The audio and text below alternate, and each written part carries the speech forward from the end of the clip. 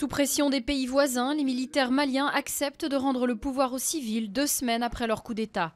La junte a conclu un accord avec la communauté économique des États de l'Afrique de l'Ouest qui a décidé la levée immédiate de l'embargo et l'amnistie pour les putschistes. De retour aux commandes, les civils devront tenter de pacifier le nord du pays, en proie à l'anarchie après être tombés aux mains de rebelles touaregs et islamistes.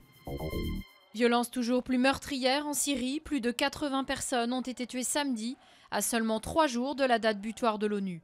Le Conseil de sécurité des Nations Unies a demandé à Damas de respecter la date limite du 10 avril pour retirer ses chars des villes rebelles.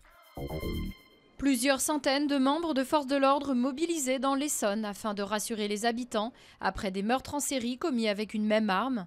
En 4 mois, 2 hommes et 2 femmes sans histoire et sans lien apparent ont été abattus dans un périmètre de 10 km. Vendredi, des habitants d'un quartier de Grigny ont rendu hommage à l'une des victimes, une mère de famille tuée devant son immeuble. Une candidate incorruptible, c'est ainsi que s'est qualifiée Marine Le Pen lors d'un grand meeting à Lyon, destiné à donner un coup de fouet à sa campagne. Elle s'en est pris au marché financier et vilipendé le fascisme doré. La candidate du Front National, qui abandonne dans certains sondages sa 3e place au profit de Jean-Luc Mélenchon, a traité son rival du front de gauche d'idiot utile de François Hollande et Nicolas Sarkozy. Grégory Baugé redevient le roi de la vitesse. Déchu l'année dernière à la suite de sanctions, le Français a retrouvé à Melbourne son titre de champion du monde en battant en finale le Britannique Jason Kenny. À 27 ans, Baugé compte désormais 3 titres mondiaux en vitesse individuelle et 5 en vitesse par équipe.